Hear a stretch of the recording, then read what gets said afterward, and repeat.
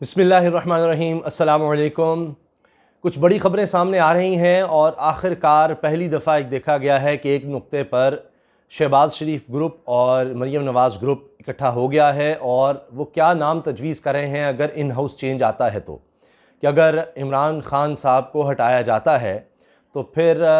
नून league की तरफ से उम्मीदवार कौन होगा, क्या फ़ैसला हुआ, इस पर हम बात करेंगे। इसके अलावा शहबाज शरीफ साहब ने 10 साल में कितना कमाया, जो वो कह रहे हैं, जो शो कर रहे हैं कि ज़रिए आमदनी उन्होंने दिखाई अपनी 10 साल में कितने करोड़ कमाया, कितना टैक्स दिया, नैब को उन्होंने दस्तावेज़ात जमा कराई हैं, इस बारे में भी हम बात करेंगे। और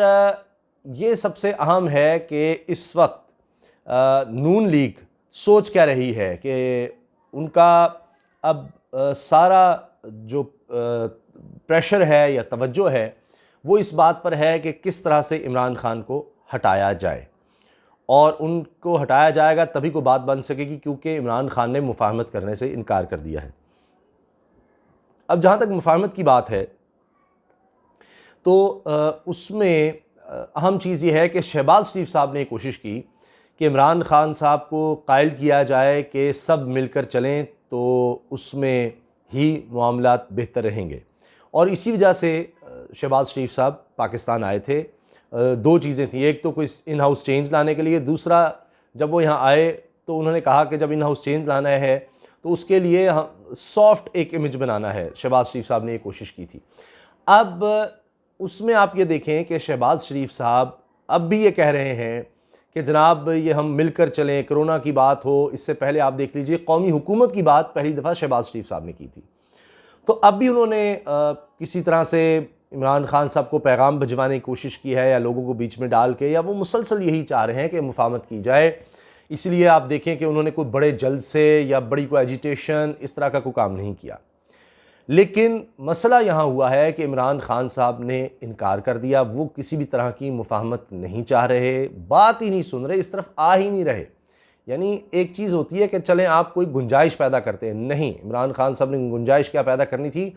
उन्होंने तो वो शुगर माफिया वाला मामला करके कि जी इनकी गिरफ्तारियाँ की जाएँ, सब कुछ किया जाए, उसमें तो रास्ते ही बंद कर दिए, बल्कि उल्टा उन्होंने अब इनको ये एक तरह से खुला मैदान दे दिया है कि जिसने जो करना है कर ले,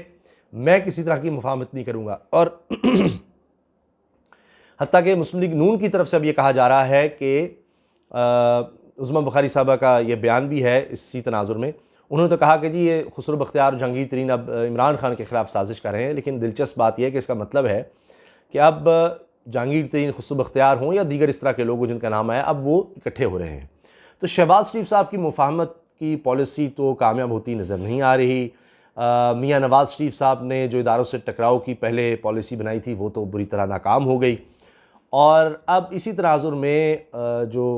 शहबाज शरीफ साहब मुफाहमत की कोशिश कर रहे थे वो भी लगता है कि नाकाम हो रही है।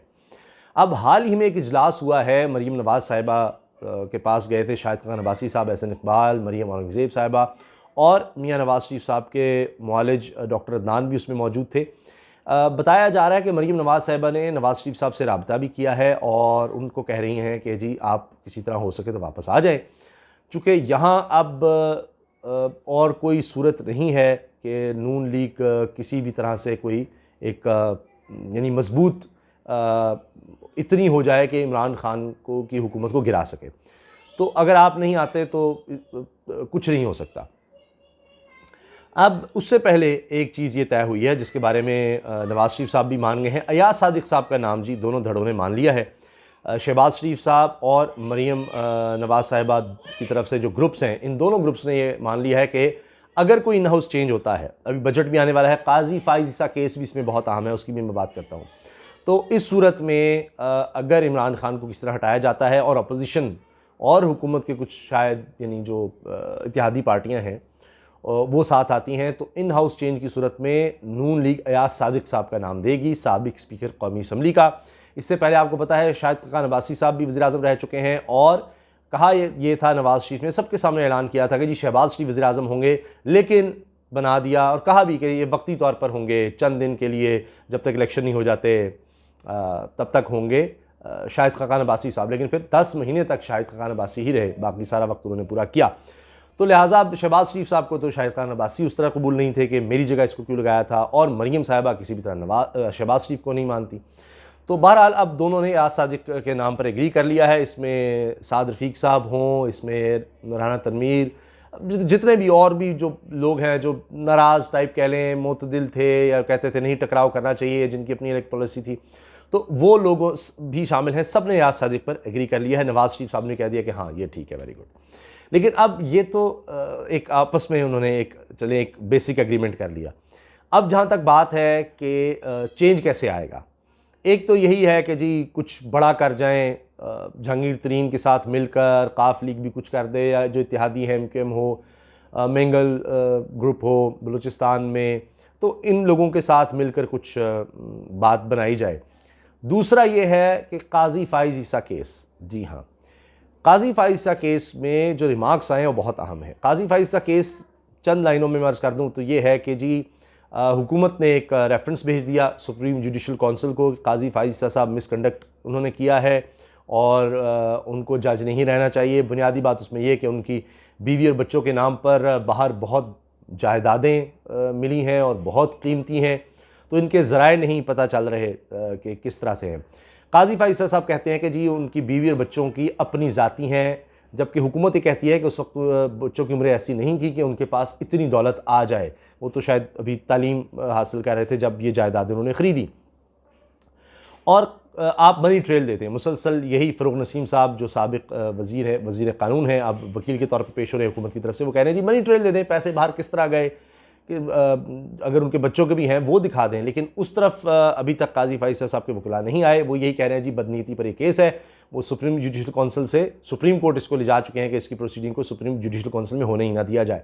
तो सुप्रीम कोर्ट में जो मौजूद जज साहिबान हैं उनकी तरफ से रिमार्क्स सामने आए हैं कि अगर ये बदनीति पर मबनी हुआ, ये केस गलत बनाया गया, तो इसके नताइज होंगे, संगीन नताइज होंगे। और वो कौन लोग हैं जिन्होंने ये भेजा, किसने मशवरा दिया, तो उससे ऐसे नज़र आ रहा है कि किसी तरह से कि जी अच्छा ये ज़ाहिर है कि वज़ीर आज़म के तहत ही ये भेजा गया सदर को, तो अब उसमें कहीं वज़ीर आज़म के जी उन्होंने गलत ये किया काम और जुडिशरी के ख़िलाफ़ कुछ किया है, तो लिहाजा उनकी छुट्टी हो सकती है। ये एक दूर की कौड़ी है, मगर बहरहाल ये भी एक सोच पाई जाती है कि सुप्रीम कोर्ट है, वो कोई भी अहकाम देगा जी ये वज़ीर आज़म ने सही नहीं किया, लिहाजा वो इसके ख़मियाज़ा भुगते हैं, और ये चूँकि उन्होंने अदलिया पर वार किया है, बदनीयती पर मबनी था, लिहाजा वो 62-63 के चक्कर में उनको भी हटाया जा सकता है या कोई ऐसी सज़ा। मतलब आगे देखिए कि किस तरफ ये मामला जाता है। अभी तो ये पहले ये केस हल होगा काजी फाइज़ साहब वाला, तो फिर आगे बात चलेगी। लेकिन वो भी एक अपॉर्चुनिटी अपोजिशन ने जहन में रखी हुई है कि वहाँ पर भी मामला जा सकते हैं। फिर इसके अलावा अपोजिशन इकट्ठी हो रही है, क्योंकि ये शहबाज शरीफ साहब तो बिल्कुल गिर रहे थे कि किसी भी तरह से कोई सहूलत हो जाए, इसीलिए आपने देखा कि वो नैब में पेश ही नहीं हो रहे थे, हत्ता कि उन्होंने जाकर ज़मानत कराई। वरना तो बाज़ लोग ये समझते हैं और यूं ही पॉपुलर होते हैं कि वो जब जेल जाते हैं तो जो बड़े पॉपुलर हो जाते हैं, बड़े मजबूत लीडर के तौर पर सामने आते हैं कि देखिए हम पर कुछ साबित नहीं हो सका। लेकिन शहबाज शरीफ साहब की सूरत भी नैब के पास अब नहीं जाना चाहते थे उनकी तहवील में, तो इसीलिए वो कह रहे थे कि इमरान खान से कहो कि भाई ये सारे मामला ख़त्म करें, हम उसको सपोर्ट करते हैं, पूरे वक्त निकाल ले, हम उसको कुछ नहीं, मतलब उसके ख़िलाफ़ कोई एजिटेशन, हर तरह से साथ चलने को तैयार हैं, जो कहते हैं हम मान लेते हैं। लेकिन उधर से जवाब उल्टा ही आ गया कि उसमें तो अब शरीफ ख़ानदान, शुगर मिल्स केस में शरीफ ख़ानदान भी बीच में रगड़ा जाएगा। वो ख़त्म होने के बाद अब जिस तरह काजी फाइज़ साहब वाला मैंने अर्ज़ किया, इन हाउस चेंज की जो दूसरों के साथ मिलाकर, और याद सादिक का नाम और ये जो सब दोबारा इकट्ठे हो रहे हैं, उसमें अब हो ये रहा है कि अपोजिशन ने बाकायदा ऐलान कर दिया है कि वो अब सारी अपोजिशन जमातें एक मल्टी पार्टी कॉन्फ्रेंस फिर से बुला रही हैं, उसी तरह जिस तरह धरने के लिए बुलाई थी कि जी 18वीं तरमीम के ख़िलाफ़ काम हो रहा है, NFC अवार्ड पर काम हो रहा है कि सूबों का इख्तियार लिया जा रहा है, पैसे सूबों से वापस लिए जा रहे हैं, तो इसके लिए अब हमने इकट्ठे होकर काम करना है। तो उसमें अब वो फिर मिलकर एक दोबारा से महाज बनाने वाले हैं, कोशिश कर रहे हैं कि फिर वही धरने वाली, जिस तरह मौलाना फजल रहमान ने वो बनाया था एक यानी क्या कह लें गैर यकीनी सूरत हाल पैदा मुल्क में करने की कोशिश की थी, तो फिर दोबारा मिलकर अब इस हवाले से 18वीं तरमीम हो, सूबों के इख्तियारात, NFC अवार्ड वगैरह, तो उस पर ये इकट्ठे हो रहे हैं। इसका बाकायदा ऐलान अपोजिशन की तरफ से, पीपल्स पार्टी की तरफ से कर दिया गया है। तो लिहाजा कह रही जी पीपल्स पार्टी उनको इकट्ठा कर रही है। इसके अलावा चंद मुश्किलात जो आ सकती हैं, जो बहाना दे सकती हैं अपोजिशन को मज़ीद इकट्ठा होने का, IMF और हुकूमत के दरमियान मामला बहुत ज़्यादा ख़राब हो गए हैं। IMF कह रहा है कि आप सरकारी तनख्वाहें वो कम करें, डेवलपमेंट बजट में कटौती करें, IMF की शराइत मानें, फिर ही हम जो कर्ज़े का प्रोग्राम है वो आगे बढ़ाएंगे, नहीं आगे किस्त देंगे, वरना नहीं। हुकूमत कह रही है कि हम तनख्वाहें बढ़ाने का सोच रहे थे, सरकारी मुलाजमीन की, सरकारी तनख्वाहों में इजाफे की, और कटौती का तो सवाल ही पैदा नहीं होता। ये एक मामला आ गया है। 2020 में दुनिया में सबसे ज़्यादा महंगाई पाकिस्तान में, या सबसे ज़्यादा अगर देखा जाए शराब पाकिस्तान में मुख्तलिफ हालों से रही। पहले स्टेट बैंक की तरफ से इस तरह के दादोशुमार आए, ये कहा गया, उसके बाद उन्होंने कहा नहीं हमारा मकसद ये नहीं था, कुछ कॉन्टेक्स्ट से हटकर बात की गई है। पेट्रोल का बहरान अब भी चल रहा है और पेट्रोल में भी ज़ख़ीरा अंदोज़ी हो गई है, क्योंकि पेट्रोल की कीमतें इतनी गिर गई हैं कि आने वाले दिनों में अब शायद थोड़ी ऊपर जाएंगी, तो पेट्रोल को ज़ख़ीरा कर लिया गया है ताकि फिर बाद में मुनाफा कमाया जाए। और अब ये एक और मसला बन गया है। इसी तरह शुगर का था, हर यहाँ पर कार्टेल माफिया अपने अपने फ़ायदे को देख रहा है, लेकिन आटा माफिया जो बना हुआ था उसके लिए बुरी खबर है कि इमरान खान साहब ने, ये उनकी हुकूमत ने कह दिया है कि बाहर से अब आप ड्यूटी भी कम कर दी है कि आटा आप बाहर के मुल्कों से ख़रीद सकते हैं। तो इससे अब जो ज़ख़ीरा अंदोज़ हैं उनके ऊपर प्रेशर आएगा कि कोई फ़ायदा नहीं, बाहर से सस्ता आटा लेकर यहाँ पर लोग बेच सकते हैं, कोई भी पार्टी प्राइवेट पर्सन बेच सकता है। तो यानी वो मुसलसल लड़ रहे हैं हर तरह के माफिया से, तो इस तरह भी मुझे नहीं लगता कि वो झुकने को तैयार होंगे। पेट्रोल पर आने वाले दिनों में हुकूमत बजट में जो सबसे ज़्यादा टैक्स जहाँ से इकट्ठा करने का सोच रही है पेट्रोल है, कि उसमें GST जो है वो भी 20 रुपये तक बढ़ाया जाए। पेट्रोलियम लेवी जो है वो जितनी ज़्यादा से ज़्यादा ली जा सकती है पहले ही उधर तक है। तो यानी पेट्रोल पर टैक्स बढ़ाने की बात हो रही है, और नई स्कीम लाई जा रही है टैक्स इकट्ठा करने की, जिससे अपोजिशन को हंगामाराई करने का मौका मिलेगा। ये भी मैं आपको अंदर की एक ब्रेकिंग न्यूज़ दे रहा हूँ। पाकिस्तान स्टील मिल पर भी सियासत हो रही है। पीपल्स पार्टी कह रही है कि जी हमारे हवाले कर दें, हम चला लेंगे, अगरचे 5 साल में बंद ही हो गई थी स्टील मिल उनके दौर में। अच्छा जी, एक और चीज़ जो इस वक्त अहम है वो है कि हुकूमत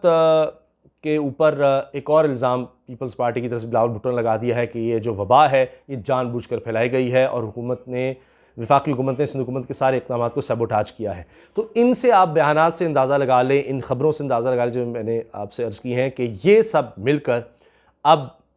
एक मवाद फ़राहम कर रही हैं अपोजिशन को कि वो इकट्ठे होने जा रहे हैं, और ये जो इन हाउस चेंज के लिए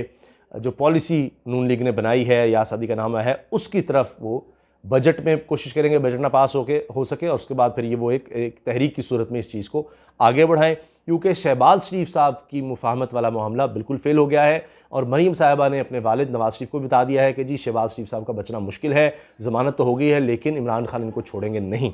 तो शहबाज शरीफ साहब को बार बार बताया जा रहा है कि आपकी मुफाहमत पर इमरान खान ने कान नहीं धरे, नहीं सुन रहे वो आपकी बात, तो लिहाजा ये एहतजाजी कैंप में आप आ जाए। देखिए क्या होता है। इजाज़त दीजिए, अल्लाह हाफ़िज़। पाकिस्तान जिंदाबाद।